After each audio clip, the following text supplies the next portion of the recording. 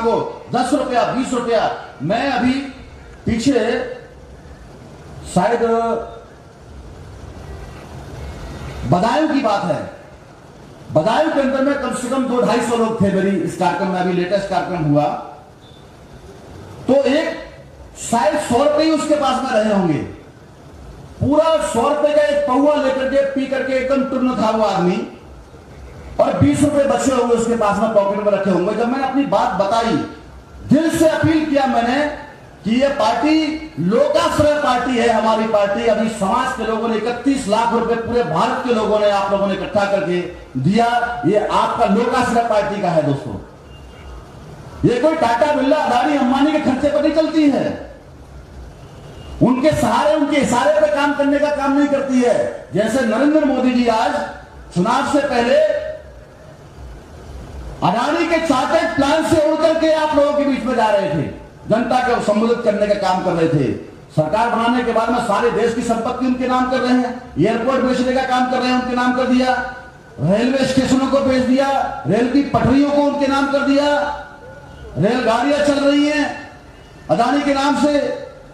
सारे देश को जो जिसका सहारा लेता है उसका इशारा उसको मानना पड़ता है। बहुजन मुक्ति पार्टी बहुजन समाज मूल्यवासी समाज के सहारे से चल रही है, इसलिए मूल्यवासी समाज के इशारे पे काम करने वाले दोस्तों। इसलिए हमने कहा जनता द्वारा जनता के लिए बनाई गई पार्टी ये आपकी अपनी पार्टी बहुजन मुक्ति पार्टी है। इसमें तमाम मूल्यवासियों का, SC ST OBC के लोगों का भविष्य उज्जवल है। आप लोग उसको मजबूत करिए, दूसरा कोई रास्ता नहीं है। बड़े बदलाव करने के लिए आपको ये विचार परिवर्तन समाज में करना होगा। ये विचार परिवर्तन के आधार पर जब समाज में परिवर्तन होगा, वही समाज परिवर्तन सत्ता परिवर्तन कर सकता है, और समाज परिवर्तन के आधार पर जब सत्ता परिवर्तन होगा तो वही टिकाऊ रूप से ये देश की व्यवस्था को बदलने का काम कर सकता है। बगैर समाज परिवर्तन के, विचार परिवर्तन के अगर सत्ता में परिवर्तन होगा तो वह उस मौसमी पौधे के समान होता है दोस्तों, जो मामूली से हवा के झोंके से जड़ से उखड़ जाता है। सबको लग रहा था उत्तर प्रदेश में 4-4-12 सरकार बन रही हैं, अभी कुछ होने वाला नहीं है। अब तो हो गया, हमारा काम कल्याण हो गया। अभी कहां है जो एक सीट नहीं बचा पा रहे हैं, उनसे लोकसभा जीतने की उम्मीद रखते हैं आप लोग? सिंगल सीट नहीं जो बचा पा रहे हैं, तो ऐसे लोगों से भी आप लोगों को समझना होगा। और इसके साथ में दोस्तों समाज को गुमराह करने वाले लोगों पर कड़ी नजर रखनी चाहिए, जो समाज को गुमराह करने का काम कर रहे हैं, समाज को भ्रमित करने का काम कर रहे हैं। ऐसे लोगों से सावधान रहने की जरूरत है। जाति के नाम पर भ्रमित करते हैं, धर्म के नाम पर लोगों को गुमराह करने का काम करते हैं, अधिकार देने के नाम पर उनके पास में कोई व्यवस्था है नहीं, तो ऐसे लोगों से सावधान रहने की जरूरत है। बाबा साहब अंबेडकर ने उस समय जो RTI बनाने का कंसेप्ट रखा था, उसके बहुत सारे टुकड़े टुकड़े करके करने का काम दुश्मनों ने किया। बहुजन मुक्ति पार्टी में भी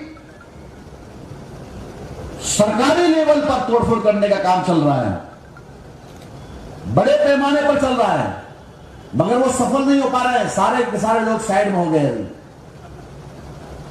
ऐसे लोगों पर भी कड़ी नजर रखने की जरूरत है। वो भ्रम फैलाने का काम करते हैं। अभी इतना अधिवेशन हो गया सारे शासन प्रशासन में, हम खुद ही अनुशासित लोग हैं।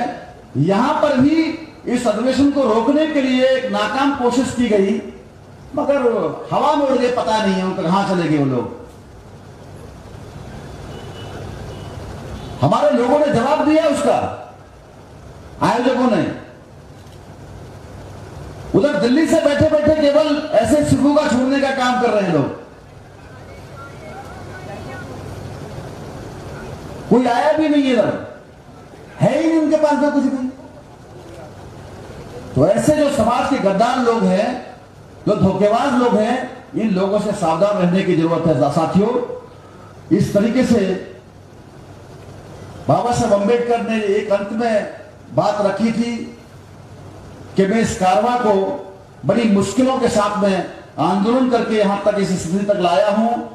यदि मेरे समाज के लोग इस कारवां को आगे नहीं ले जा सकते हैं तो किसी भी परिस्थितियों में इसको पीछे नहीं जाने दें।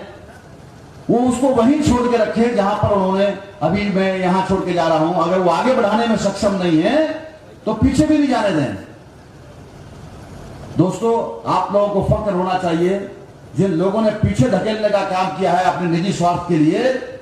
बहुजन मुक्ति पार्टी ने उस मिशन को, उस कारवां को आगे ले जाने का काम किया है। वो पार्टी आज की तारीख में पूरे भारत के अंदर में हम लोगों ने सामाजिक लेवल पर भौगोलिक स्ट्रक्चर हमने खड़ा किया है और आने वाले चुनाव में इसका नतीजा आपको देखने को मिलेगा।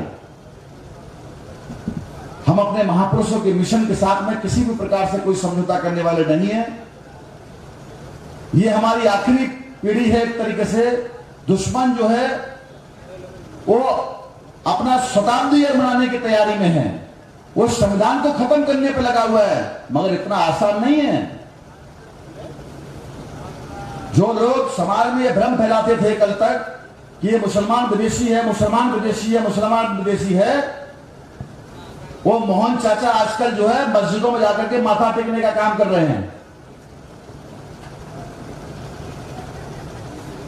वो SC ST OBC के लोगों को हिंदू बनाते बनाते थक गए और उनको भी अभी ऐसा लगने लगा है, चौधरी विकास पटेल जी, मेश्राम साहब, ये सभी लोगों के मार्गदर्शन में जो पूरे देश के अंदर में जो जागृति का अभियान चल रहा है, तो उनको लगा कि अभी कोई हिंदू बनने के लिए तैयार नहीं है।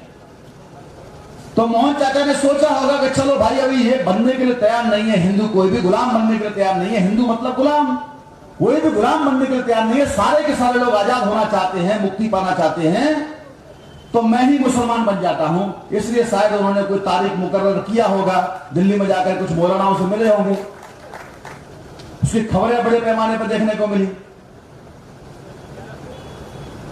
और जो कहते हैं कि हम DNA के आधार पर हम हिंदुओं का और मुसलमानों का DNA एक है, तो करा लो लैब में जाकर के, पता चलेगा किसका क्या है।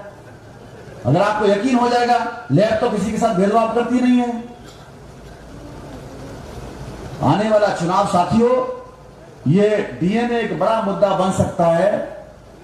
आजकल चर्चा का विषय हो रहा है DNA के आधार पर जो है, और भारत का संविधान किसी भी विदेशी को वोट डालने का भी अधिकार नहीं देता है। यह भी एक बड़ी बात है। जब हमको अवसर मिलेगा तो कहते हैं ना कि एक पहचान होनी चाहिए, वन कार्ड होना चाहिए, ऐसा करके एक सरकार अभियान चला रही है। एक पहचान, एक ID होनी चाहिए। जब हमको अवसर मिलेगा साथियों, तो हम DNA कार्ड इशू करेंगे। वो DNA के आधार पर कौन देशी कौन विदेशी है वो तय होगा। अभी ज्यादा वक्त नहीं है, जल्दी ही सफलता और हमारे बीच में केवल समय का अंतर है। वो समय अभी नजदीक आने वाला है हमारा। हम लगातार जो अभियान हम कल से शुरू करने वाले हैं बूथ वर्ष के रूप में, वो बूथ वर्ष हम लोग घोषित कर रहे हैं। लगातार हम लोग गांव-गांव जाने वाले, हमारे सभी साथी। आप लोग नहीं जाएंगे तो भी हम आप हमको देख करके तो जाएंगे। जब हम गांव में जाने के लिए तैयार हैं तो आप लोग क्यों नहीं जाएंगे? असली भारत गांव में निवास करता है साथियों। ज्यादा समय